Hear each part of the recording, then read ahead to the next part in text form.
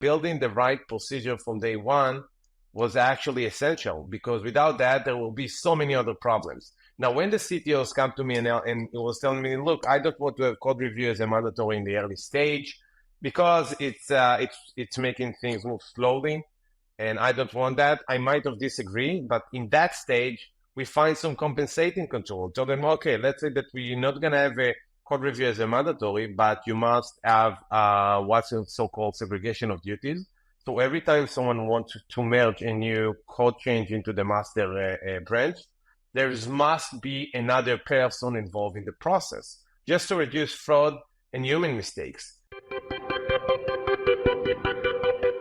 Meiran Galis, welcome to 20-Minute Leaders and the Matthias Experiment. I'm so excited to talk about your hypothesis, your validation, and the value that you bring. Thank you so much for being here. And we're going to talk about something that I'm really, really excited about, which is something that I got to experience myself in the context of compliance and security. I'll hopefully be able to contribute, at least with my energy, that the experience that I've had over the last few months, an experience that you're helping resolve and turn from a big kvetch in the stomach to something that's actually bearable and maybe even enjoyable. But I'll let you tell me more about that. So Meiran, thank you again for being here. Thank you for having me. Yes, it's a pleasure to be over here. I have heard many great stuff, and you yourself, very interesting person. Amazing, thank you. But we're gonna focus on you now. So right. Thank you for the kind words. So Meiran, first of all, give me a bit of background, because you don't just end up working on making compliance fun. How did you get here, and how did you become an entrepreneur? How did you get to compliance? Actually, a funny story. I didn't come from an intelligence unit in the military, like many startups in Israel does. Many establishing startup in the security space. Actually, when I finished my study, I'm a Bachelor of Science. I started working in a company called EY. It's a small firm, that's based all over the place. And I was getting into the technology risk department. I'm doing something called SOC 2 and other type of security audits. I was focusing on technology risk. So I worked mainly with security, mainly on security compliance with technology companies from the United States and Israel. And long story short, after a couple of years, I ended up managing hundreds of engagement myself. I had many different customers, CTOs, VP R&Ds, entrepreneurs, founders, co-founders, CISOs, mainly in the Silicon Valley, New York, Boston area, and Tel Aviv. So I was on the line doing many different audits, and I just experienced to see myself the difference between doing it for small startups, which the CTO need to run everything. Get a project without any planning in advance. And, they need to have SOC 2 because they need to sign some deals, and that's a deal blocker. But he doesn't have too much resources, time, also will to learn how to do SOC 2 and compliance, which is, to be honest, very different from doing compliance in large organizations like Checkpoint and Google and Salesforce. And I just saw the difference. I felt there is a big pain over here. I thought there is something that I can contribute in. Simplify the process, automate the process, make it cost less money, and here we are. So that was at least the beginning where I start feeling that there might be a gap in the market, and I might fulfill the gap. I love it. Okay, so pain point is clear, and I mentioned I may be able to contribute. Something that pain point is very, very real.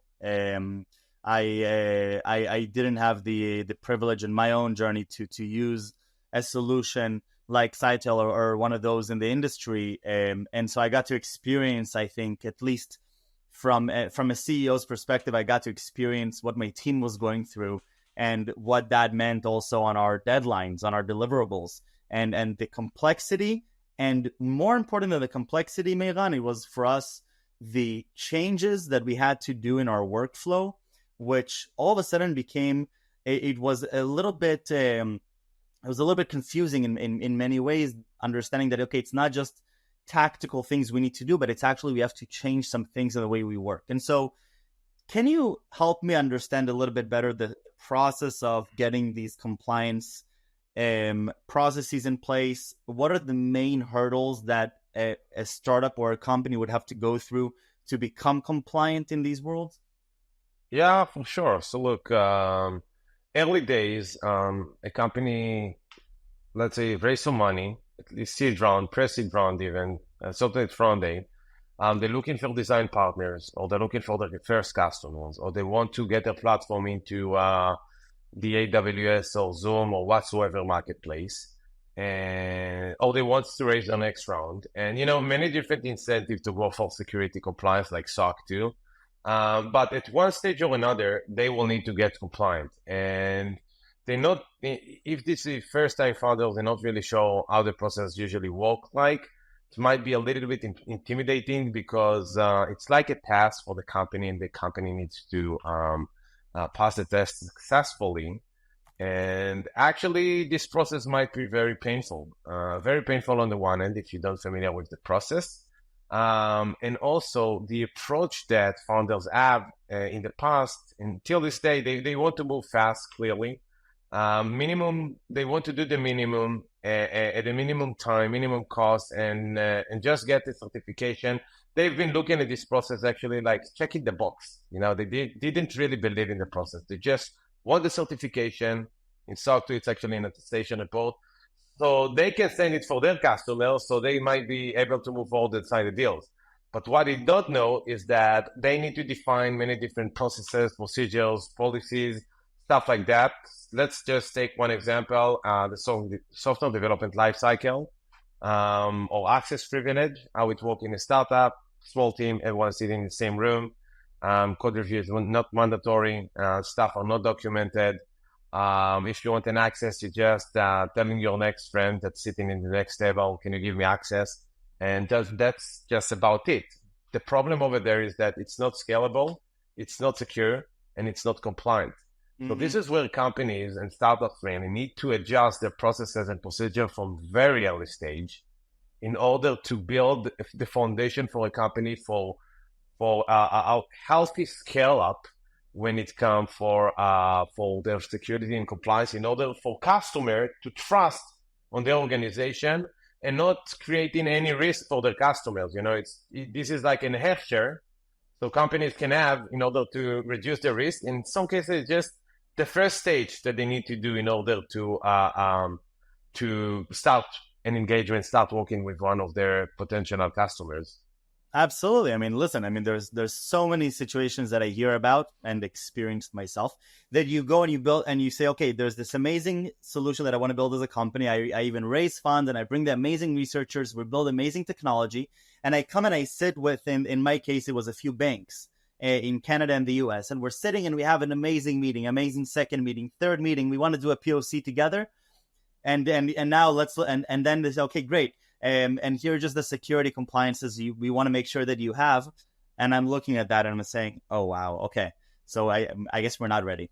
And we had it, I guess, easy year because we caught on to that just maybe 9 or 10 months into development. And it's an interesting question, by the way, and I would love to pick your brain. I asked our engineers whether we should have started that process earlier, let's say on day 0. They said they're not sure. And it was because I was asking them, we just spent about 3 weeks heads down doing this. Should we have just started in the beginning? And they gave me an interesting trade-off when it comes to the speed of development, which got us to this point. I'd love to hear your take on when is sort of the right time to do this. Look, first I would love to understand. Usually, it's every case is a standalone, but when I speak with prospect, my first question is that why do you need SOC 2 in the first place? Like, I know it's good, I know it's can reduce the risk, but why do you need it? Like, that is something that you need to put up your resources on. It might hold you a little bit back. Why do you need to have it? And this is how I usually start, because I know there is a trade-off, and you need to balance between building a strong foundation of compliance from the one end to still moving fast with the business and development. And how I look at things is that I believe as long as you start earlier, it's going to be easier down the road. Now, I know developers and founders want to move fast, and having your CTO spending his time on SOC 2 rather than building the architecture, recruiting talent, developing some new features or fixing some bugs. It's might still secondary, but the time that you're gonna get some kind of a human error, which customers might get disclose information which they shouldn't allow to, or you might have any security incident. That's the point that we're gonna miss, so heartbeat, and you're gonna say, oh, why didn't I start earlier? And balancing between the R&D requirement and moving fast on the one end to compliance doesn't necessarily needs to be that complicated. I can give you an example that I work with a company. They grew very fast from 50 employees to almost 4,000 employees in 3 years. They acquired many companies, and there was massive scale up and growth. And for them, building the right procedure from day one was actually essential, because without that, there will be so many other problems. Now, when the CTOs come to me and it was telling me, look, I don't want to have code review as a mandatory in the early stage because it's making things move slowly, and I don't want that. I might have disagreed, but in that stage, we find some compensating control. Tell them, okay, let's say that we're not going to have a code review as a mandatory, but you must have what's so-called segregation of duties. So every time someone wants to merge a new code change into the master branch, there must be another person involved in the process, just to reduce fraud and human mistakes.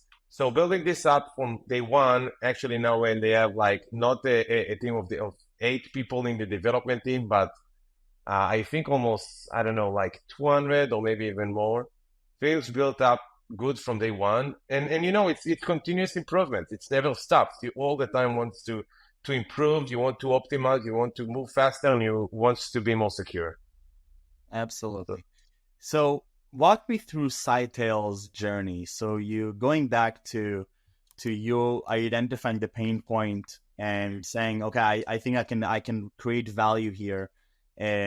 You obviously are, and you've been at this for a while now. So walk me through a little bit of the story of Scytale up until today.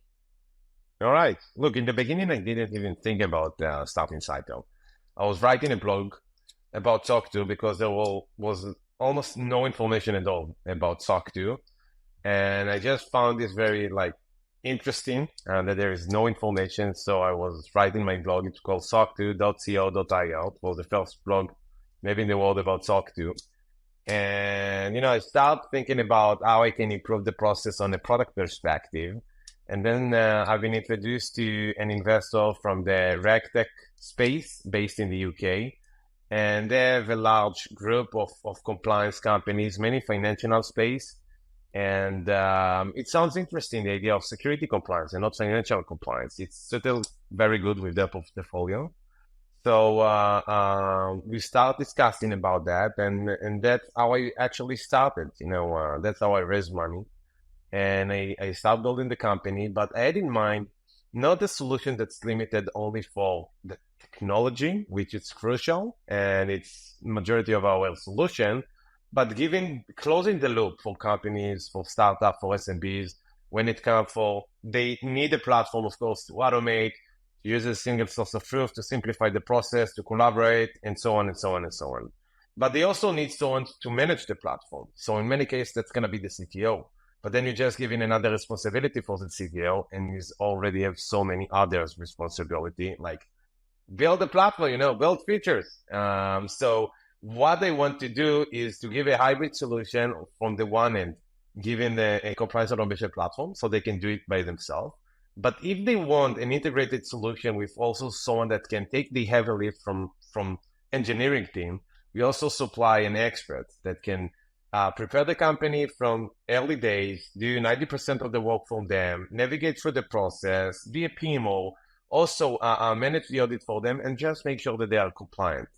And then we start getting more requests for penetration testing and audit. So we created an integrated solution that closed the loop for startups when they need everything. Like they need to have pen tests, they need an auditor, they want someone to help them and consult them, and they need an automation.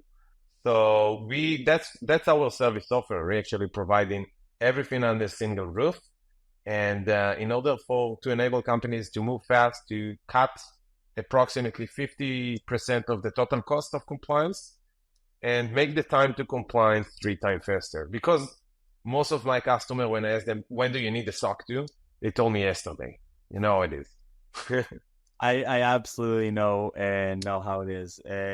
I love it, and I love how you're describing the journey of what you're doing. First is it sounds like it's starting off well. Your experience with EY and security and compliance. I mean, you've lived through the processes, you've seen it firsthand.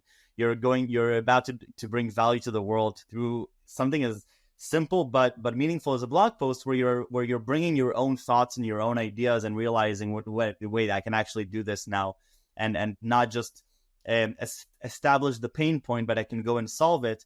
And then you're describing how the growth of the company is very much structured by the demand that you're seeing firsthand. And it also sounds, with the notion of putting in the PMOs but having those expert opinions, you're effectively creating an immediate feedback loop for your own company on what works, what doesn't work, how do we continue optimizing the process. Whereas you mentioned a sentence at the end there, which was, and that person is there to make sure that the company is compliant, right? And so the value that you're eventually providing the customer is really the core fundamental value here.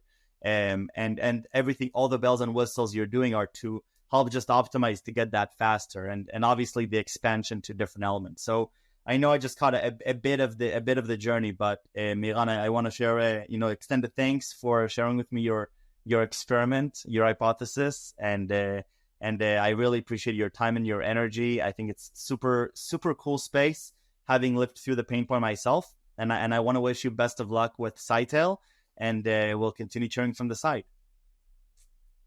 Cool. Thank you so much, Michal. It was a pleasure meeting you. Thanks for having me. Thank you, Meiran. Thank you. Thank you.